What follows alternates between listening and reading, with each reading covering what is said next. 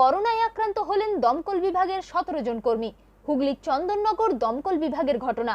সূত্রের খবর, ওই দমকল বিভাগের 2 জন কর্মীর জ্বর সহ অন্যান্য উপসর্গ দেখা দিলে বাকিদের কোভিড পরীক্ষা করা হয়। সেই পরীক্ষায় 17 জনের রিপোর্ট পজিটিভ আসে।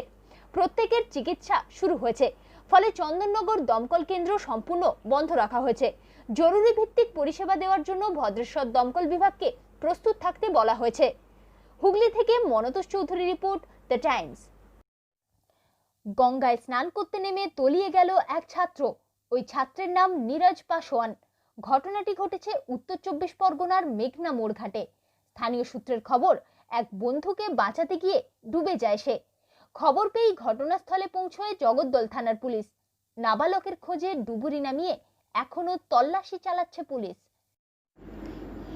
জমিতে পাট ছাড়ানোর কাজ করতে গিয়ে বজ্রাঘাতে মৃত্যু হলো এক কৃষকের। ঘটনাটি ঘটেছে শনিবার দুপুরে মায়াপুরের নিদয়া গ্রামে। মৃতের নাম নূর হোসেন শেখ। এই দিন সকাল থেকেই দফায় দফায় বৃষ্টি হয় জেলা জুড়ে। সেই সময় নূর হোসেন জমিতে পাট ছাড়াচ্ছিলেন। হঠাৎ বজ্রাঘাতে মৃত্যু হয় তার। এই ঘটনায় এলাকায় শোকের ছায়া নেমেছে। লকডাউনের দিন বিদ্যুৎপৃষ্ঠে মৃত 2 যুবকের পরিবারকে সমবেদনা জানাতে তাদের বাড়িতে এলেন রাজ্যের মন্ত্রী তথা হাওড়া জেলা সভাপতি লক্ষ্মীরতন শুক্লা।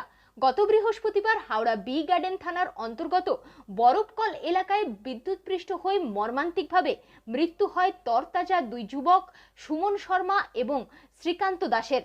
শনিবার সকালে মৃত 2 যুবকের পরিবারের লোকেদের সঙ্গে দেখা করেন মন্ত্রী লক্ষ্মীরতন শুক্লা।